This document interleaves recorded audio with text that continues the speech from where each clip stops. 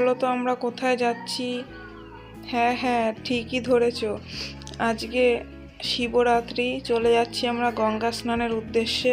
সকাল সকালই বেরিয়ে পড়েছি, পুটুন এখনো ঘুম থেকে ওঠেনি, তাই ঠিক করলাম পুটুন ঘুম থেকে ওঠার আগেই আমরা গঙ্গা স্নানটা সেরেই আসি। দেখো আমরা গঙ্গার কাছে চলেই এসেছি। আজকে পুরো ব্লগটা শিবরাত্রির দিন আর সারাদিন কি করলাম সেটাই তোমাদের কাছে শেয়ার করব, তাই সকালবেলা গঙ্গা স্নান দিয়েই শুরুটা করলাম। দেখো আমরা মনে হয় এসে দেখছি একটু বেশি সকাল সকাল কি চলে এসেছি। গঙ্গার ঘাটে একটা লোকও নেই, এই একজন স্নান টান করে সবে উঠলো।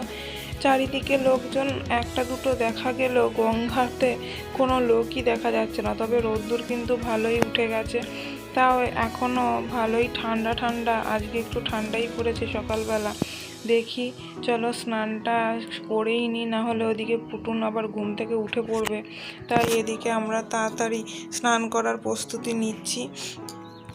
দেখো গঙ্গাটা এতটা ফাঁকা বলে মনের আনন্দে স্নান করে নিচ্ছি আমরা।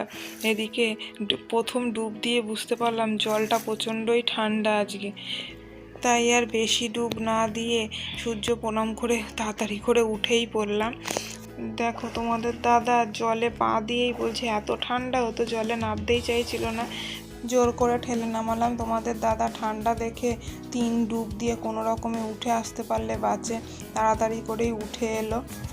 এখন দেখো আমরা ওই ভেজা কাপড়েই চলে এসেছি।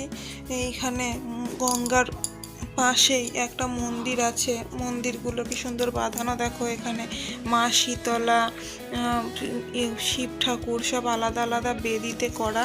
এখানেই সব ঠাকুরের পুজো হয় মোটামুটি। এইটাই কোনোদিন আমি দেখিনি, এই প্রথম না দ্বিতীয়বার এলাম এখানে। দেখো এইখানে যখন পুজো হয় প্রচণ্ড ভিড় হয়, এই চাতালটা নাকি ভরে যায়। তোমাদের দাদা বলছিল যে এইখানে বেদিগুলো নাকি ছিল না, এই রিসেন্ট এই গাছগুলোকে ঘিরে কি সুন্দর বেদিগুলো তৈরি করে রেখে দিয়েছে। দেখো এখন দেখো দেখতে ভালোই লাগছে। এখন পুজো দিতেও কোনো অসুবিধা হবে না, সব জায়গায় জায়গায় আলাদা আলাদা ঠাকুরের কি সুন্দর বেদি তৈরি করে রেখেছে। দেখো আমরা এদিকে দেখো এটা মনে হয় মা কালী, এটা শিব ঠাকুর, সব আলাদা আলাদা বেদি তৈরি করা। এদিকে দেখো আমরাও স্নান করে চলে এসেছি, এদিকে লোকজনও আসতে শুরু করে দিয়েছে। এদিকে ঠাকুর প্রণাম করে তাড়াতাড়ি করে আমরা বাড়ি চলে গেলাম। ওদিকে মনে হয় পুটুনও ঘুম থেকে উঠে পড়েছে, তাই একটু তাড়াহুড়ো করছি। এদিকে ঠিকই পুটুন সত্যি ঘুম থেকে উঠে পড়েছে। বাড়ি ফিরে দেখি পুটুন উঠে ঠাকুমার কোলে ঘুরে বেড়াচ্ছে। ওকে একটু মুখ টুক ধুয়ে খাইয়ে দাইয়ে ওকে ঠাকুমার কাছে দিয়ে আমি তাড়াতাড়ি করে রেডি হয়ে একটু পুজোর কাজ সারতে চলে এলাম। এদিকে পুটুনকেও দেখো ওদিকে আমার ঠাকুরের সব জিনিসপত্র নিয়ে নাড়াঘাটা করতে শুরু করে দিয়েছে। এদিকে দেখো মা কি সুন্দর আমার জন্য ফুল তুলে রেখেছে, গাছেরই সব ফুল। তোমরা দেখেছো হয়তো আমাদের বাড়িতে নানান ধরনের ফুল গাছ বাবা লাগিয়েছে, আর এদিকে এই গাছ থেকেই তোলা এই আকন্দ ফুলগুলো দিয়ে মা একটু মালা গেঁথে রেখেছে। এই আকন্দ ফুলের মালাগুলোই আজকে শিবের মাথায় পরিয়ে দেবো। আজকে আরেক জায়গায় পুজোও দিতে যাব, সেইখানে মামা বাড়ির ওখানে একটা বড় মন্দির আছে, একটু জাগ্রতই শিব মন্দির, সেখানে আজকে পুজো দিতে যাব। তাই ঘরের পুজোটাও সেরে নিচ্ছি। ঘরের পুজোটা সেরে একটু বেলার দিকেই বেরোবো ওখানে পুজো দিতে। আজকে পুজো দিতে যাব বলে বাবা অনেক ধরনের ফলই কিনে এনেছে, তার মধ্যে কিছু ফল দিয়ে আজকে আমি ঘরের পুজোটাও সেরে নিচ্ছি। ওদিকে দেখো পুটুন এসে কেমন বদমাইশি করছে, ওদিকে আমাকে না দেখেও থাকতে পারে না, আবার আমাকে দেখলে শুধু ওর মারতে ইচ্ছে হয়। কেন জানি না ছেলেটা এরকম বদমাইশ হয়ে গেছে। আসলে ঠাকুমা দাদুর একটু আদরেই বড় হচ্ছে তো, তাই আমাকে তো একটুও ভয় পায় না। ও জানে মা ভয় দেখালে কি হবে, মা মারলে ও ঠাকুমা দাদু আছে, ওকে ঠিক বাঁচিয়ে নেবে। আর একটা মজার বিষয় কি জানো, ও এখনো ঠাম্মা কথাটা বলতে শেখেনি, ও ঠাকুমাকেও মা বলে ডাকে, ওই জন্য ঠাকুমার কাছে একটু বেশি আদরের ওর। এদিকে ফল টল কাটা হয়ে গেল, আমি শিব ঠাকুরকে একটু ধুয়ে পরিষ্কার করে নিচ্ছি, মানে শিবলিঙ্গটাকে একটু পরিষ্কার করে ধুয়ে আজকে দুধ, গঙ্গার জল, ডাবের জল সব দিয়ে একটু শিবের মাথায় জল ঢালবো। তাই আমি সব রেডি করে ঠাকুরকে একটু খেতে দিয়ে তারপর ঠাকুরের আসনটাকে ভালো করে সাজিয়ে নেব ফুল দিয়ে। দেখো এবার আমি আকন্দ ফুলের মালা, ধুতুরা ফুল এসব দিয়ে ঠাকুরকে একটু সাজিয়ে নেওয়ার পরে এবার গঙ্গার জল, ডাবের জল আর দুধ দিয়ে ঠাকুরকে একটু স্নান করিয়ে নিচ্ছি। এবার ধূপ ধুনা জ্বালিয়ে দিলাম, এরপরে আমি একটুখানি ঠাকুরের মাথায় জল ঢেলে নিচ্ছি।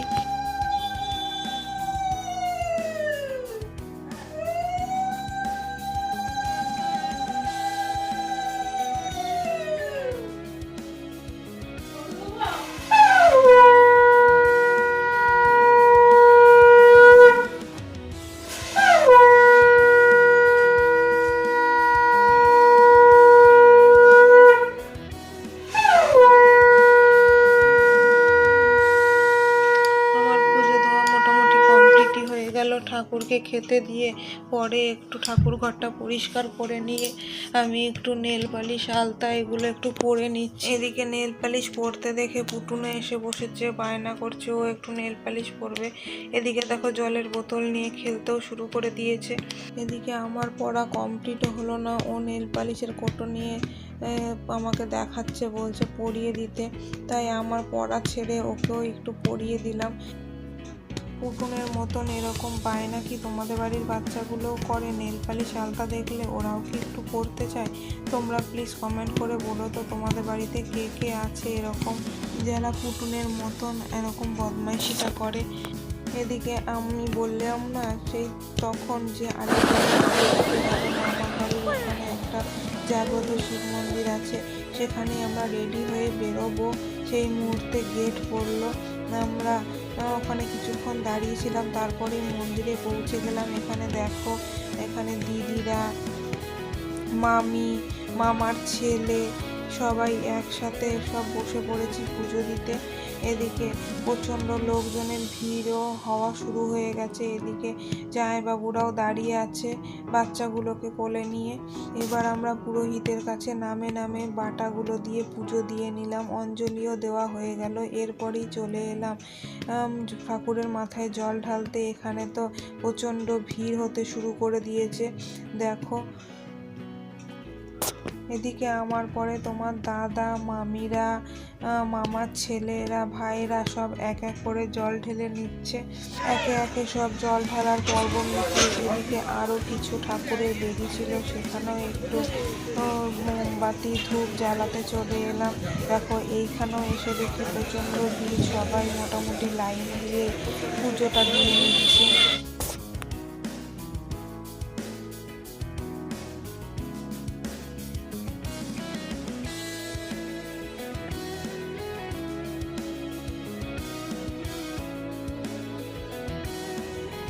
পুজোর পর্ব মেটানো হয়ে গেল, মোটামুটি আমাদের পুজো দেওয়া কমপ্লিট। এরপরই দেখো পুটুন একা একাই নিজের মতন ঘুরে বেড়াচ্ছে, আর ওদিকে ছোট মামি তার নাতির জন্য, মানে যেই বাচ্চাটার অন্নপ্রাশন কিছুদিন আগে হলো, তোমরা দেখেছিলে আমার আগের ব্লগে, সেই বাচ্চাটার জন্য মানসী ছিল, তাই পুচকুটার জন্য একটু বাতাসার লুট দিচ্ছে।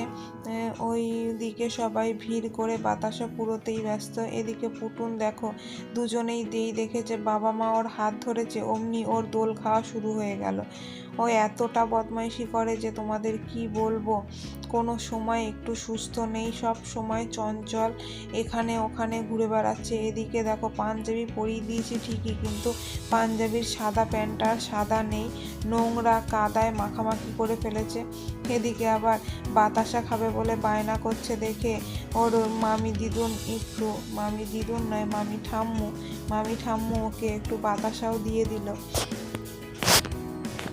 এদিকে সুযোগ পেয়েই আমরা সব ফটো তুলে নিতে ব্যস্ত হয়ে পড়েছি। তারপরে মামি বাড়িতে চলে এসেছি, সব আমরা এখানে একটু জামা কাপড় ছেড়ে রেস্ট নিয়ে তারপর বাড়ি চলে যাব।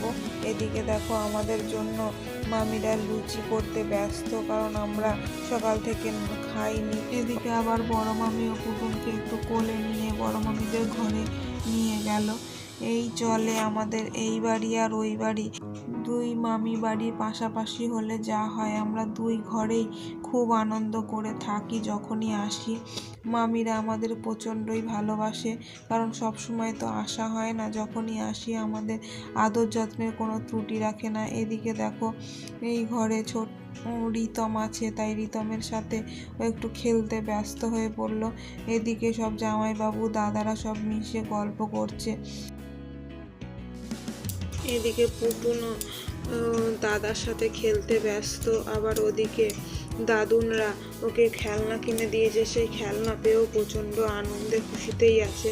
বাড়ির কথা তো ভুলেই গেছে, আমরা যে বাড়ি যাব সেটা ওর আর যেতে ইচ্ছা করছে না। এদিকে দেখো আজকে রাতেই আবার দিদি জামাইবাবুরা বাড়ি চলে যাবে, কারণ জামাইবাবুর বড় ছেলেটার আবার পরশু দিন থেকে পরীক্ষা, তাই আজকে রাতেই ওরা তাড়াহুড়ো করে বাড়ি চলে যাচ্ছে।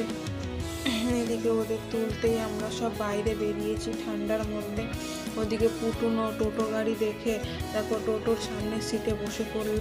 দিদিরা বাড়ি চলে যাওয়ার পর আমরাও তার কিছুক্ষণের মধ্যেই বাড়ি আসবো বলে রওনা দিলাম। মামিরা আমাদের জন্য লুচি তরকারি করেছিল, আমরা ওটা খেয়েই বাড়িতে চলে এলাম। পুটুনকেও আজকে লুচি খাইয়ে দিয়েছি, ওই খেয়ে দে ওর ঘুম পেয়েছে বলে তাড়াহুড়ো আমাদের বাড়ি চলে আসতে হলো। আজকে এইভাবেই পুরো দিনটা আনন্দ করেই কাটালাম। প্লিজ তোমরা কমেন্ট করে বলো তোমাদের কেমন লাগলো ভিডিওটি। তোমরা এসে এখন ড্রেস চেঞ্জ করবে, আমিও ড্রেস চেঞ্জ করে নিই। চলো আজকে এই পর্যন্তই ব্লগটা, নেক্সট ভিডিও তোমাদের সাথে আবার শেয়ার করবো খুব শীঘ্রই। বাই করে দাও, শোনো, বাই করে দাও।